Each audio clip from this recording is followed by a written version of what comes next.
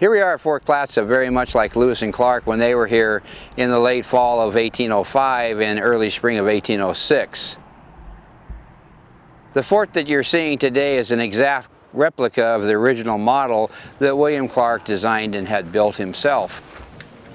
While here at Fort Clatsop, Lewis and Clark and the men accomplished many different tasks. William Clark would spend hours and hours working on his maps. Meriwether Lewis caught up with the flora and fauna and wrote a lot of the journal entries that he had bypassed and put in his field notes until he had an opportunity to write them in detail. While Lewis and Clark and the Corps of Discovery were here at Fort Clatsop, these 4.5 months were absolutely miserable. It rained all but 6 days, and of those 6 days it was sunny in the morning and rainy in the afternoon, or it was rainy in the morning and sunny in the afternoon, a reverse.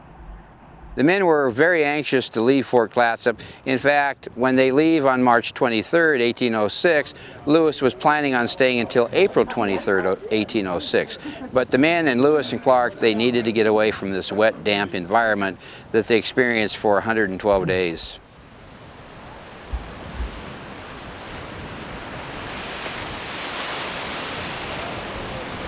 Oh, the joy, ocean in view, great joy in camp.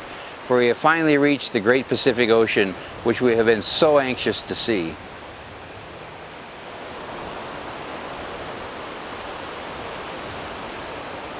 It's at this point where Lewis and Clark see the Pacific Ocean and actually fulfill Thomas Jefferson's dream of from sea to shining sea.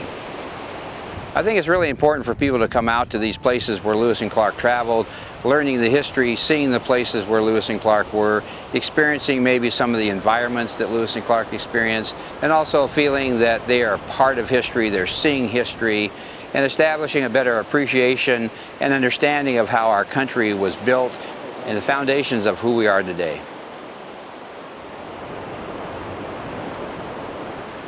I think it's important to walk in the footsteps of the explorers and really get a sense of what they went through. I mean, you can read about it in a history book, but actually being here and putting your feet in the cold ocean and, you know, experiencing a rainy day, which it's not today, but it was this morning, really gives you a better appreciation for all the trials they went through and the amazing job they did getting here.